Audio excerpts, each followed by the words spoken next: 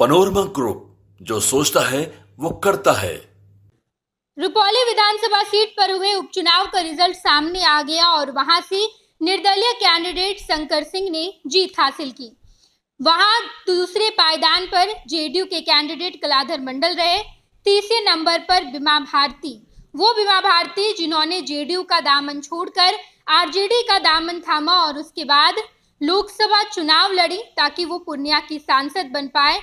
लेकिन वहां पर पप्पू यादव के वार ने बीमा भारती को तीसरे पायदान पर ला छोड़ा। बीमा भारती वहां भी तीसरे पायदान पर थी और एक बार फिर से रुपौली में हुए उपचुनाव के नतीजे सब सामने आए तो वहां भी बीमा भारती तीसरे पायदान पर ही हैं। बीमा भारती को लोकसभा चुनाव में भी पप्पू ने हराया और एक बार फिर से पप्पू यादव ने ही रुपौली विधानसभा सीट पर हुए उपचुनाव में बीमा भारती को हरा दिया है। निर्दलीय कैंडिडेट शंकर सिंह ने वहां से जीत हासिल की। हालांकि बीमा भारती लगातार पप्पू यादव से मुलाकात करती रही। बीमा भारती ने पप्पू यादव को कहा कि आप मेरा समर्थन कीजिए और पप्पू यादव ने भी बीमा भारती को ये आश्वासन दिलाया, ये दिलासा दिलाया कि हम आपके चुनाव प्रचार में रहेंगे, मेरा समर्थन आपके पास है। लेकिन अंदर खाने पप्पू यादव ने एक बार फिर से अपनी कैंची से बीमा भारती के राजनीतिक सपने को कतर दिया है। बीमा भारती ना तो लोकसभा चुनाव जीत पाई और ना ही रुपौली विधानसभा सीट जहां की वो विधायक थी, एक बार फिर से विधायक बनना था उन्हें, वो उपचुनाव भी लड़ी लेकिन वहां भी पप्पू यादव ने बीमा भारती को हरा दिया है। इस लोकसभा चुनाव में कैंची सबसे महत्वपूर्ण भूमिका में रहा।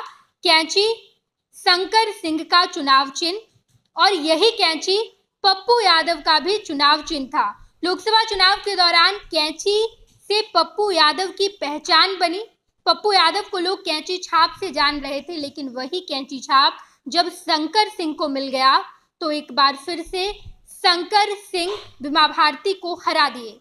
बीमा भारती ने लोकसभा चुनाव के दौरान भी पप्पू से हार का सामना किया।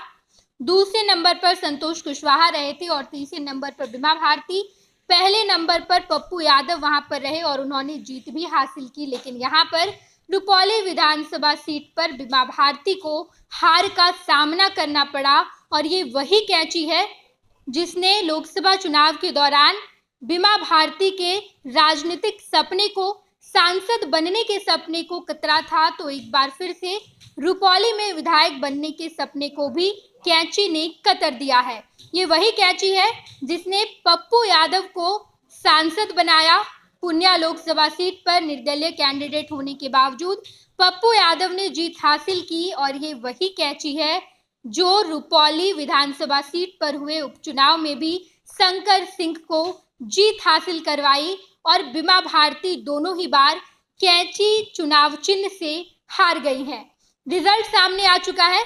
शंकर सिंह पहले नंबर पर है, दूसरे नंबर पर कलाधर मंडल और तीसरे नंबर पर बीमा भारती हैं। बताते चले हम आपको कि शंकर सिंह ने 8204 वोट से जीत हासिल की है। दूसरे नंबर पर कलाधर मंडल रहे जिन्हें 49,578 वोट मिले।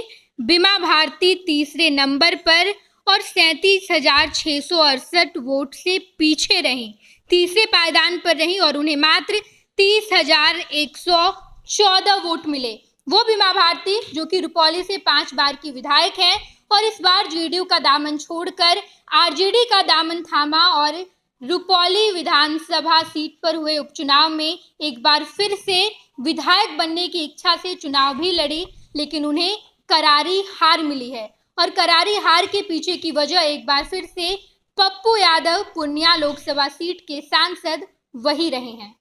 पनोरमा ग्रुप, जो सोचता है वो करता है। ये लो मुंह मीठा करो, आज मैंने अपना जॉब छोड़ दिया, अब हम पूर्णिया वापस जाएंगे। जॉब छोड़ दिया है? मतलब ये घर कैसे चलेगा? हम करेंगे क्या और माँ बाबूजी क्या बोलेंगे? इसलिए मैं एक और मिठाई का डब्बा लाया। अपने बिजनेस के लिए लोन अप्रूव हो गया।